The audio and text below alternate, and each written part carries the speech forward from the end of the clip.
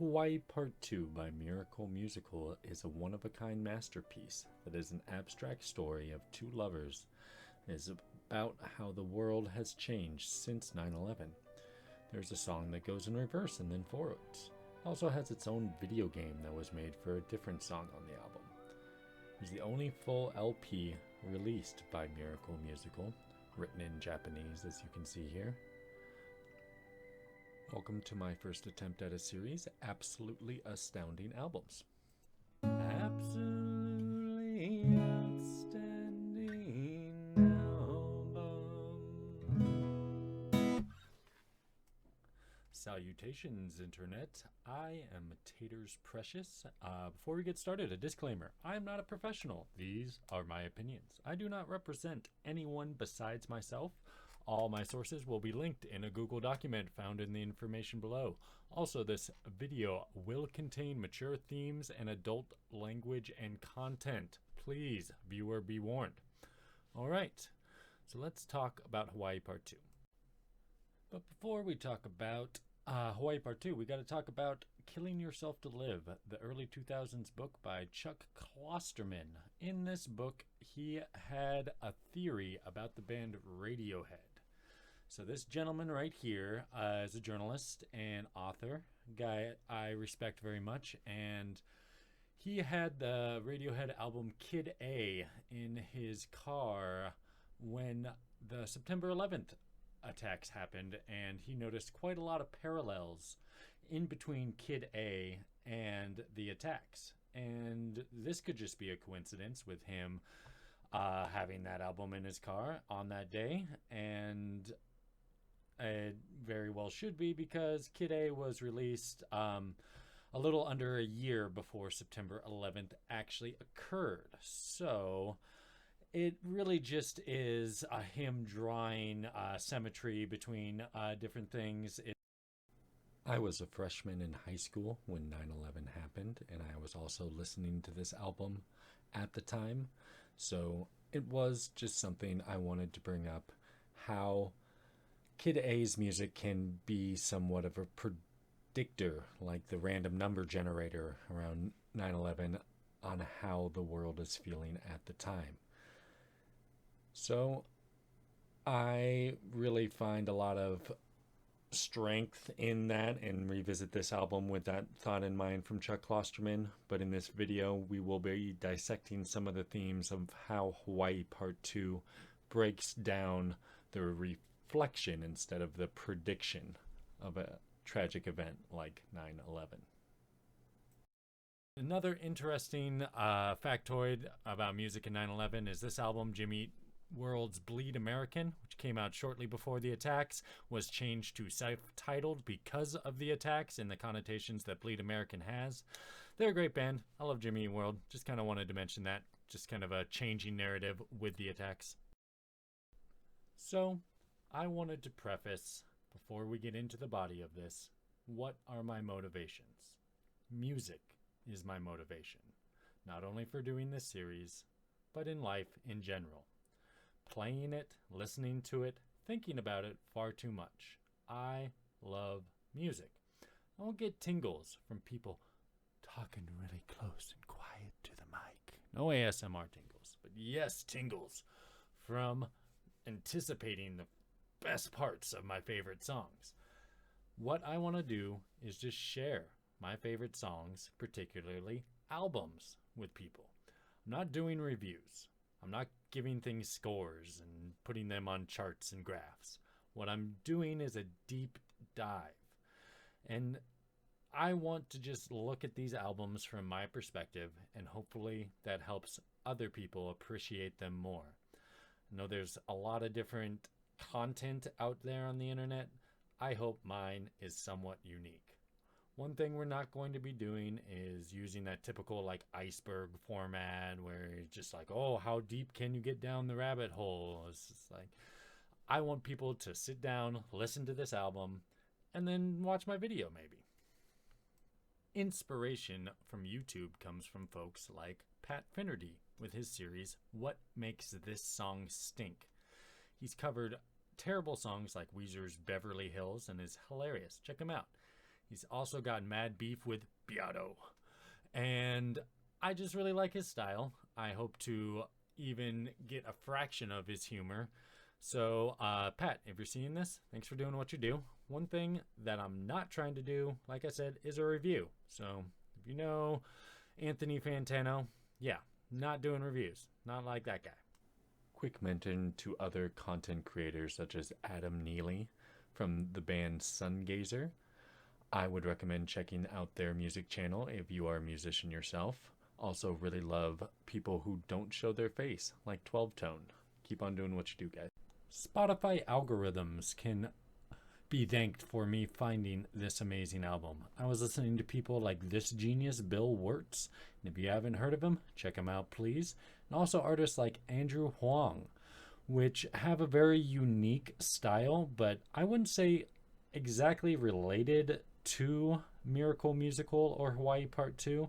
But because of these artists, on my Discover Weekly playlist from Spotify, the last song from Hawaii Part 2, Dream Suite in C Major, came on, and I was instantly hooked. I needed to listen to the rest of the album, and that was about a year ago. This album has haunted me ever since, and I cannot get it out of my head. It inspired this series. So, Joe Hawley, the brainchild of this album, said, "When our family went to Hawaii in the summer of 1997, I heard this music in my mind, and I knew I had to make it at some point." He supposedly wrote the original piano part that is the intro to the album there in Hawaii or shortly thereafter. The album itself does not have much to do with the islands of Hawaii, but it does feature a lot of themes that come from tropical locations and being isolated on an island, so the name is fitting. There is also some direct inspiration for the project from a book that Hawley found sometime after he visited Hawaii called The Secrets and Mysteries of Hawaii. In this book, he did find the shape of the stellated octahedron, and Joe saw the Triforce in the middle of that, and he knew he wanted to use it sometime in a future project. Hawley was a member of Tally Hall, an American rock band formed in December of 2002 in Ann Arbor, Michigan. They are often recognized by their trademark colored ties. Rob Cantor was the founding member. The band achieved moderate success in the 2000s with a number of albums and some late show appearances, and also extensive touring with some notable performances at places like South by Southwest in Austin, Texas. Joe left the band when they were at their peak on tour in the early 2010s. Joe officially addressed his disappearance on a Tally Hall Ustream in June 15th of 2010. My personal life and my professional life intersected in a way that may have been considered unsavory, he explained. Given that conflict, I was unable to tour. No band members have given any further explanation to this statement about why Joe wasn't on that last tour. There is a suspected restraining order that Joe had to deal with around this time that I found some information for online, but never really officially confirmed. But Tally Hall went on hiatus in the fall of 2011, never got back together as of yet. All members are working on separate projects, although some members have expressed interest in working together again. What I'm going to talk about here is some stuff that could be triggering or problematic to some people, so be forewarned. Joe Hawley's lifelong friend, Matthew Altruda of Treetown Sounds, made some comments about Joe Hawley's mental health and that he is suspected of schizophrenia but never got diagnosed. He is claimed to be delusional and creates intentional chaos occasionally. There are accusations and allegations and some screenshots of some very anti-trans comments. I do not support these comments from Joe Hawley. I merely want to bring them up as part of the story. We are LGBTQIA plus friendly here at Tater's Precious. So keep in mind that you need to separate the art from the artist, and we will be talking about that more toward. Long story short, Joe's problematic. So, for Hawaii Part 2, when Tally Hall was on hiatus, Joe lived in a semi-truck garage for 4 months, then moved to his uncle's farm in Otisville, Michigan, and worked for room and board. In his spare time, he created this project remotely with other people. There wasn't a lot of face-to-face interaction, but he wasn't the only person who worked on it. First, we're going to talk about the cover artwork. Susan Holloway and Dan Durda contributed, also with Bora and Joe, to the actual artwork of the cover and the rest of the album. The symbolism with the two palm trees is not lost on me, with the symbolism related to 9/11 and the World Trade Center towers. Also, the anglerfish has been referred to as a siren. The ascending stairs to heaven. There's rainbows referenced in the music and a rainbow on the cover. A whale referenced in Dream Suite in C major, and a whale subtly there on the left-hand side. Basically, all the themes that are in the music are readily apparent in the artwork for you to digest and find your own interpretations to. Hiragino Maru Gothic is used for the title as well as the lyric and acknowledgments as far as fonts. Is paired with the bold W8 style head of the related Hiragano Kaku Gothic for the Japanese band name. Wanted to mention the release date too was December 12th, 2012 at 12:12 a.m. It was somewhat delayed for the 11-year anniversary of 9/11 and not on the day the Mayan calendar was supposed to end. That was 12/21/2012. So there was a lot of other people to help Joe with this project, including the amazing Rob Cantor. Rob is also a Tally Hall member. He did drum programming, produced, art direction, design, piano, keyboards, cover art, songwriting, string arrangements, vocals, acoustic guitar, electric guitar, ukulele, mixing, harmonica, and vocoder. He is also the creator of the amazing Actual Cannibal Shia LaBeouf. Check it out if you're unaware. Also contributing, Bora Karaka, a member of Tally Hall as well, producer, engineer, whistling, cover art, additional vocals, Baglama, accordion, castanets, composer, electric bass, electric guitar, vocoder, lyrics, and player piano. Zubin Sedgi, also a Tally Hall member, contributed vocals. Ross Fetterman, also a Tally Hall member, did drum programming, mixer, producer, composer, drum kit, and additional engineer. Andrew Horowitz was the only member of Tally Hall not to be found on this project. Maddie Diaz is the main contributor for vocals on Black Rainbows. Andrew Larich contributed vocals and also inspired the Shia LaBeouf song. Cindy Lenat contributed French horn, as also coincidentally the manager of Tally Hall. Shane Mouse did the vocals on Labyrinth. He's also known as Shane Page, and it's the same name as the character in the game Labyrinth. We'll get to that in a little bit. Charlene K did the vocals on Labyrinth as well for the female part and has an extensive musical career herself. Stephanie Koenig did the main vocals on White Ball for the female part and is since become a actress of some regard, starring in TV series like The Flight Attendant.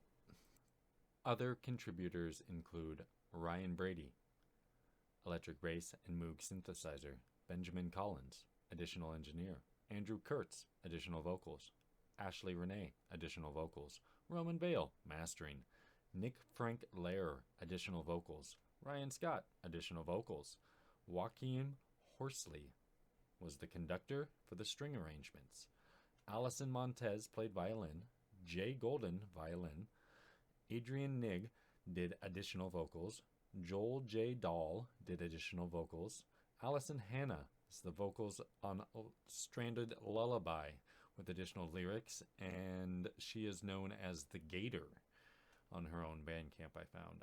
Gregory James Jenkins also did additional vocals. So while Joe Halley was the original creator of the concept of this album, it would not have come together without the hard work of a lot of different people all submitting their creative input. And I really think that's why this album comes out so unique, is the vision of a lot of different creative people thinking in different ways. So, now that we've done everything for the intro, let's get into the song by song breakdown of Hawaii Part 2. Song 1 is Introduction to the Snow. The piano motif you're hearing right now is the original piece of music that Joe Hawley wrote for the project. The whistling really always gets me when it comes in after this horn part. Part of the lore is that Joe recorded the vocal part in his uncle's barn when it was cold to get the wavering effect in his voice. It's so short, but it gets across the themes of the album and really spoils the end if you listen to it. The lyrics set up haunting themes of love, loss, death, and the afterlife. Song 2 is Isle Unto Thyself. Here we come into a more contemporary pop song where we are introduced to our female character calling out to our protagonist. We're going to call him Simon from here on in. Find out a little bit more about that why later. The island or shimmering light that Simon sees is the female protagonist, and it's just a beautiful song where our two main characters are still apart but getting closer together. The bass is really driving this along with some really lush instrumentation around it, and just beautiful songwriting in general. Huge fan. Favorite part is towards the end with the weird vocoded questions that come up about the darker themes in life that we're going to focus on a little bit later in the album. Just some great foreshadowing. Third track now is Black Rainbows. The deep Hawaiian vocals and bass really drive this song along to me. Even though it is repetitive and simple, it remains incredibly re-listenable and complex.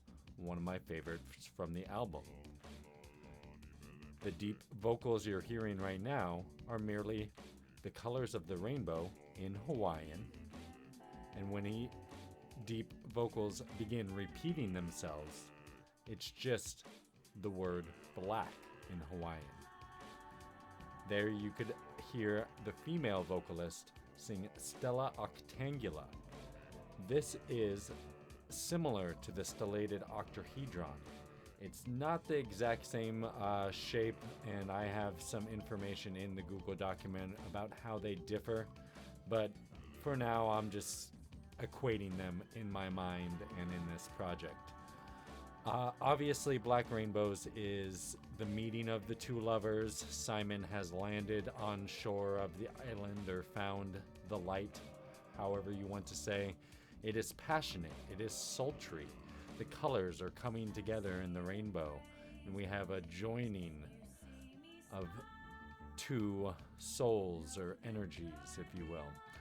It's a glorious song that really stands out on the first side of this album to me. Track 4 is White Ball. Here we have a beautiful duet between our lovers, Simon and the female protagonist, the island, the light, whatever you want to call it. The accordion is romantic as fuck. It actually says that in my notes. I'm just a sucker for the accordion, I guess. But also, the subtle use of negative space really makes this song stand out. It's not so much about what it says, it's what it doesn't say. It is passionate and colorful at first. However, after this, right here, you can hear it gets more dissonant. Basically, dissonance is things that don't sound as good together, or even flat out not good together. So we're getting more foreshadowing on what's to come further down the road with the album, and it's just the two lovers remarking on the temporary bliss that they are feeling and how it's impossible that these two can be together, because it is. I love White Ball. Definitely a little sappy, but necessary for the narrative and beautifully constructed musically. I foreshadowed some darkness earlier, and now we are here. Welcome to Murders, track 5. The piano is recorded in a way where it is clipping the mic, creating a natural distortion. And that's not the only element in which we find the grating, kind of tense nature of this song. The writer describes an Earl King who finds our female love interest. The Earl King is of European folklore and myth. Sinister elf who lingers in the woods. He stalks children who stay in the woods for too long and kills them with a single touch. So Simon is blaming this Earl King for taking his lover and thus murdering her. Really obvious with the name of the song there. Simon is lost in a dying realm and unable to save her. It's an incredibly paced song with the tempos and the instrumentation just building and swelling and then dropping off and becoming very distant and mysterious. I absolutely adore Murders. It's not everybody's cup of tea, but I tell you it's important to the narrative of Hawaii Part 2 because it really just fits in there with all the themes of love and loss, and this really is only a hint at some of the more darker parts of what this album can present. But I just want to say it's a necessary part, not where you should drop off. On to track number 6. Translation is Space Station Level 7. This song is sung in Japanese, French, and English. The translation of the lyrics can be found in the info below, but it's basically all about trying to leave Earth and ascend to heaven, but not being able to. It's very ethereal and beautiful. To me, kind of sounds like the awesome level of a video game after you've beaten a significant boss and the creators wanted to reward you with something very epic sounding but still friendly on the ears. So it's more of an interlude song on the album in general, but still important between two of the more out there songs. So it links the Mind Electric and the previous Murders. So I welcome it as a reprise from the madness. We are on to the Mind Electric, previously known as the Mind of Simon. It was the demo name for it, and so where we get the name Simon for our protagonist. This very curious song first goes in reverse and then forward after the halfway point, which you can hear at this silent point right now. So, past that silent point, the song goes where you can hear the normal lyrics, but there's lots of Easter eggs and interesting samples used during this song from the Zelda 2 video game, The Adventures of Link on the original Nintendo, uses the Game Over by Akito Nakatsuka from 1987, and also Ganondorf's Laugh from that same game. Interesting song, Sun-Kissed Hawaii by Sam Koo West and the Harmony Boys is the very twanged string instrument you hear at one point. Also, Wolfgang Amadeus Mozart's Gloria Trinitatis, a section from the second movement of Mass in C major is used.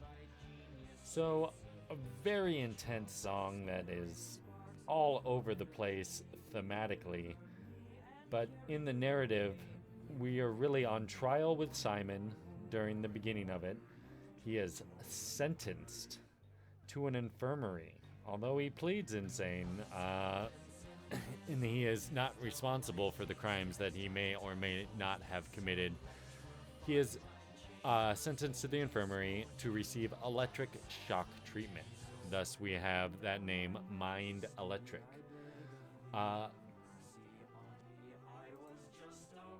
We have definitely gone fully insane with our character now and are in some sort of limbo, processing all of our mistakes and our past life. With the lyrics, there is the most direct reference to 9/11 on the album, in my opinion, with the towers crumbling line. It ends in a state of a somewhat calm mood, if you look at it right. We go from the audio experiment of the Mind Electric into Labyrinth, a hip-hop bop. The alternate title for this track was See How I Circle. The music is based on a section of the Mind Electric. Here we got our main character, Simon, now voiced by the hip-hop artist Shane Mouse. He's trapped in the labyrinth, and we have a female singing, teasing almost. I really love the stereo work of the 8-bit track just panning left and right, and it's a song I always look forward to after getting stressed out about trying to understand the Mind Electric more.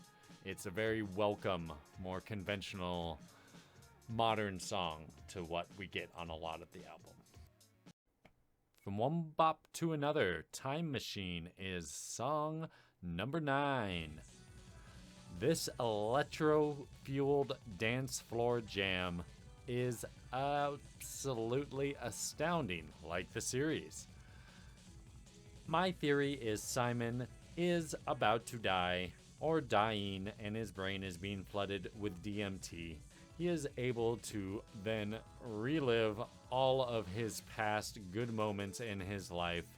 He's having a great time just thinking about what was, not remembering any of the bad, just focusing on the good.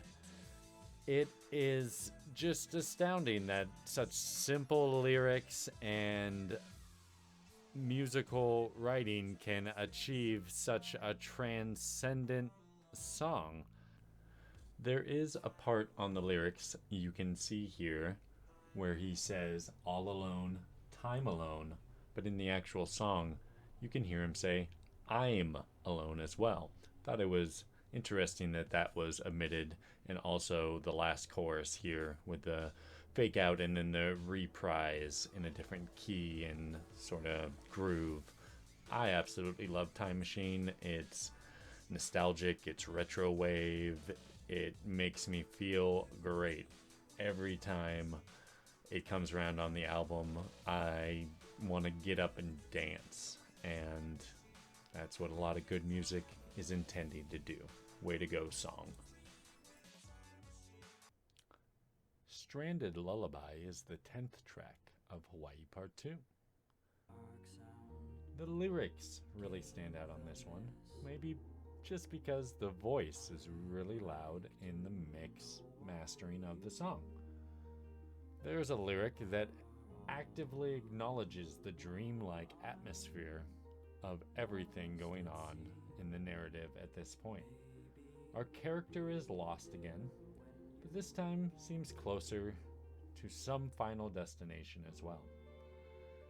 Death and the afterlife seem to be that eventual destination, but he still longs for his lost love. This is hinted at most sharply by a subtle female accompaniment at one point in time that seems to tease of a resolution. My notes clearly state the harp on this slaps. You can't argue with that. It's very hopeful on the end of the song, and it's promising the resolution that is coming with the final track.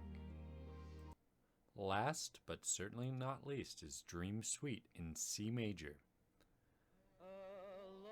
This song is why I am making this entire series. I found it, I listened to the album, it's haunted me ever since, and here we are. I think Joe Hawley said, it's the anchor that gives weight to the entire album. And so true that is. All the themes are incorporated here, musically, lyrically. It really puts a nice bow on everything, so to say. The spatial stereo audio effects are profound. I highly recommend giving this song a shot on some nice headphones and just enjoying how much it makes you feel like you're floating in liquid or out in space, just in this soundscape that is so unique. I especially love this section right here where it breaks down.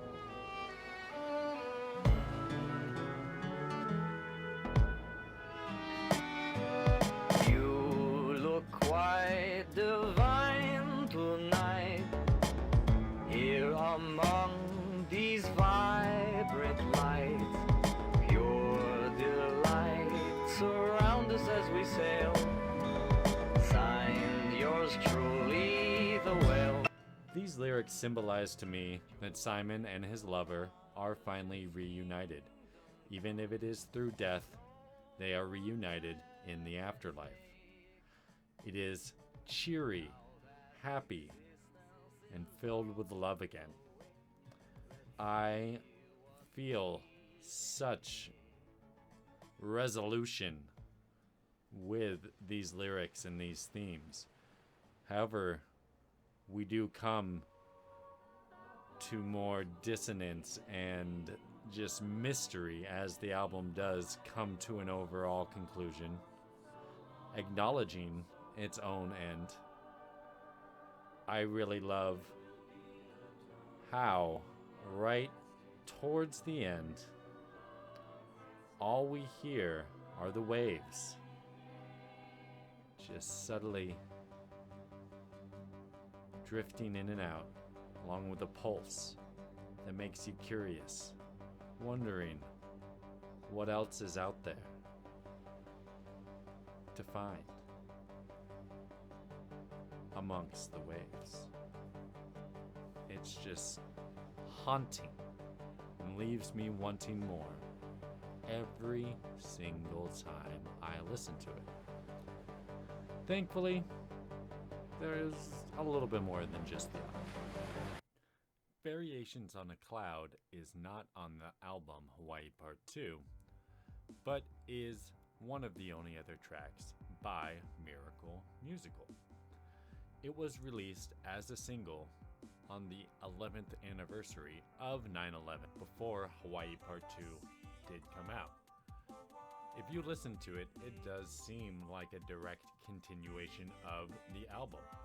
And also, if the album was considered a musical in and of itself, like a stage production sort of musical, then Variations on a Cloud would definitely be the big reprise song at the end.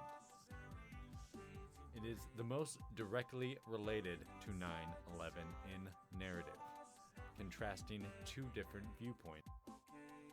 The song does include musical themes from Murders, Island to Thyself, Dream Suite in C Major, and also a song by Tally Hall called Ruler of Everything, both in melody and lyrics.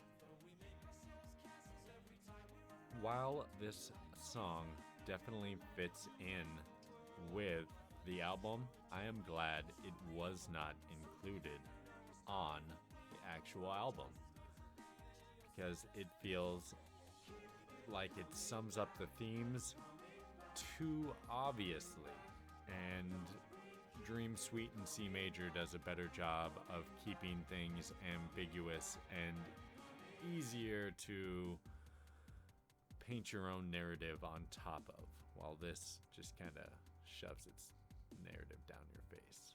We'll get there more when we talk about its video. Also under the greater musical miracle umbrella, we have Hawaii Part 2, which are all the demos remixes and samples that were used on the album.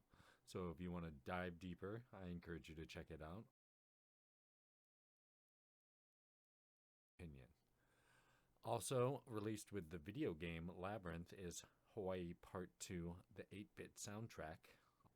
This is the entire Hawaii Part 2 done in 8-bit style.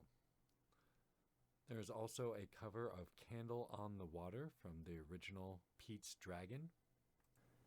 This was dedicated to the memory of Diem Brown and Trevelyan Grace Campbell, who were fans of Tally Hall, and is the last thing that Miracle Musical ever released. Also, another related project I found was Keep It Coming Back, a tribute to Miracle Musical, which was Hawaii Part 2, done by different artists who were fans of the project. Miracle Musical does have an official YouTube channel. The first video that we're looking at here is Isle Unto Thyself. It was directed by Sean Donnelly and Teddy O'Connor from the Awesome and Modest Studio. Teddy O'Connor has worked on Solar Opposites and Rick and Morty.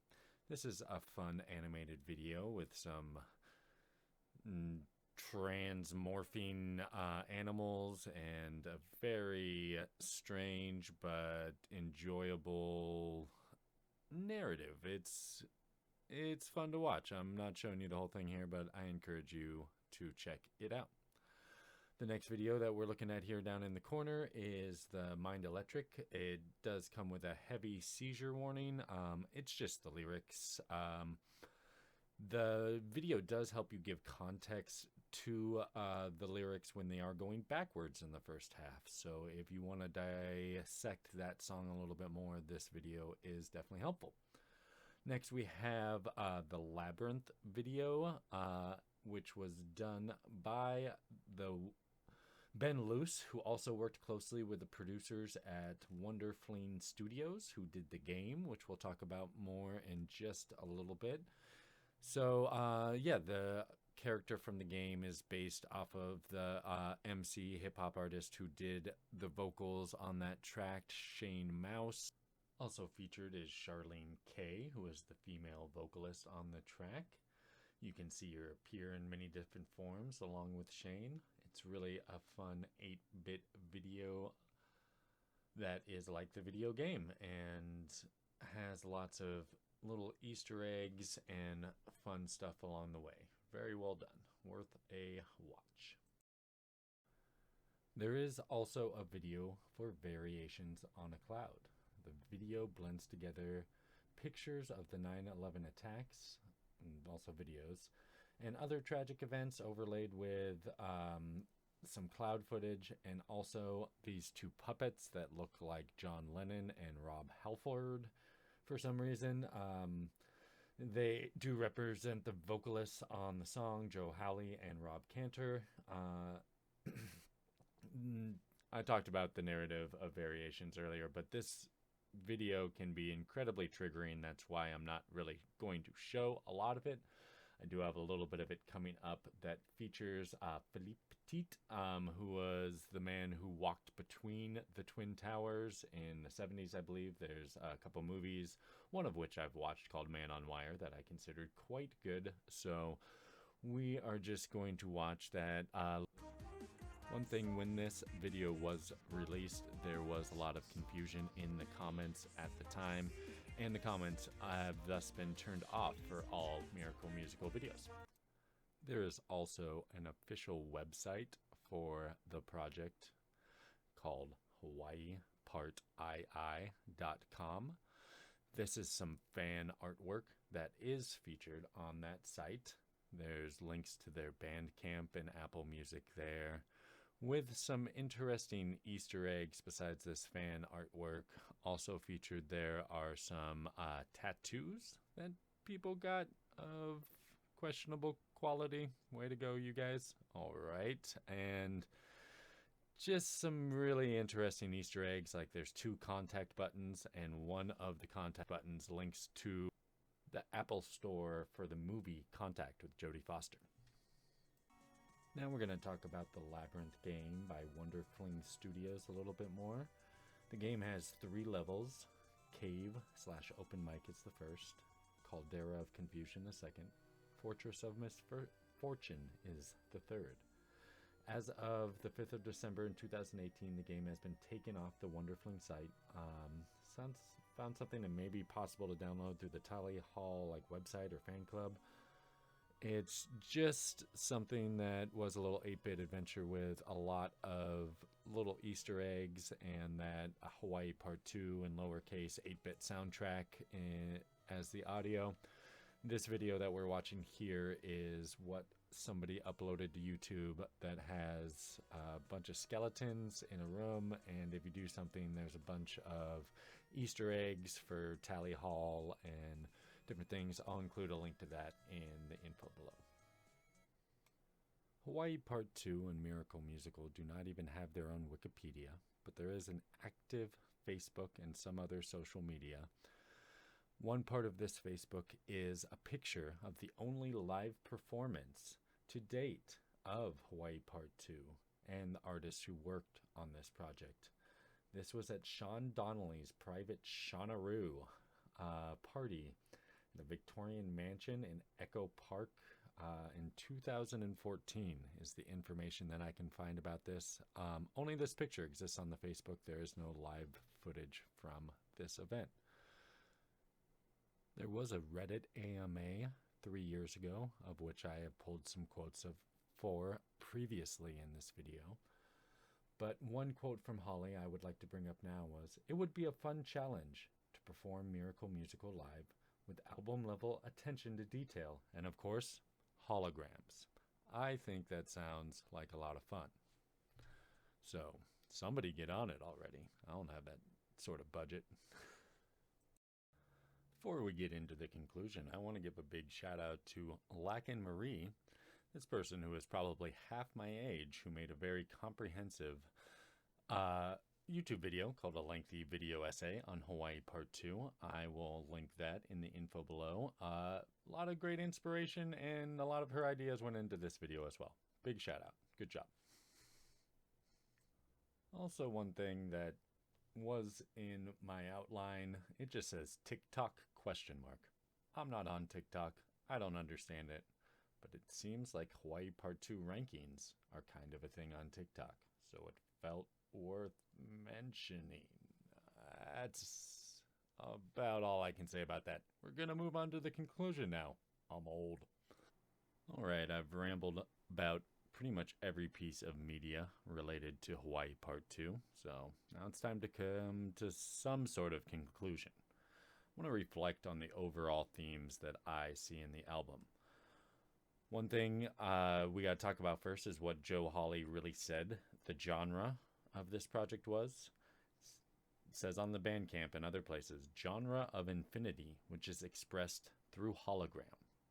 All right.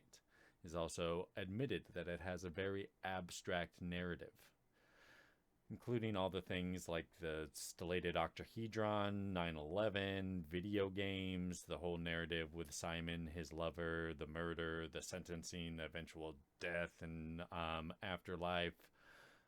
Yeah, there's a lot going on here.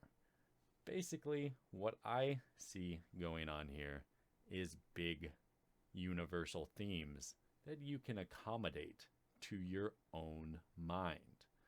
We have love, we have loss, we have death, we have life, we have universally loved things like rainbows and the mysteriousness of ocean and space. It's not any one thing, and neither should it be. That is what great art is. Inspiring art becomes something of a mirror where you can see yourself in it and grow with it as you learn more. There's a lot of great discussion around this album on sites like Genius and Reddit. There is one Reddit thread that I will link below that has an idea for an actual staged musical, including holograms, of course, but also dancers and characters. I like the idea a lot, and I think it's worth checking out. Getting back to some themes from the beginning, music really matters to me, and that's why I wanted to do this project. Music is therapy cope with things like trauma and grief. With internalizing other people's art, you can really find different parts of yourself and grow as a person. That's what this album has helped do for me over the course of the past year, and I hope it can help do for others. One important conversation to have at the end here is separating the art from the artist. I do not support Joe Hawley's views on trans people. I do not support him saying insensitive things. It is something that actually hurts me and my sentiments personally, but I can separate the art from the artist and realize that he is not the only contributor to this, and that needs to be viewed outside of just one man's mind. There's some weird stuff if you dive really deep about the school of remembering, and Joe Hawley being part of it. I don't know much more than that. So we made it. That's it. That's about all I wanted to say. Besides, there were 2 final pressings of this album, and both of them are incredibly rare and expensive to buy online. Anybody who listens to this, can we please get a repressing that's affordable? Do another Kickstarter, whatever is necessary. I own most of my favorite LPs on vinyl. I would like to own this one as well, but not pay extraordinary amounts of money when it comes up for sale, only every couple months. If you made it this far in the video, I just want to express my extreme gratitude for your patience while I figure out how to edit both sound and whatever videos I'm throwing up there, pictures as well. I'm not choosing to show my face yet. If you think I should, let me know. But for now, just do those typical YouTube things like, hey, like, comment, subscribe, make algorithm things happen in my favor. I don't know how any of this works, honestly. So that's it. And I don't like it when creators do mid-roll ads or anything like that. So my ad is for myself. I'm an ambient experimental musician under the name Taters Precious. You can find all my stuff on my channel here. These are my 2 album covers. I have an EP and an LP. I hope to record more music someday, but for now, I'm just thinking about talking about other people's music. So if you want more of this AAA absolutely outstanding album series, let me know. Bye!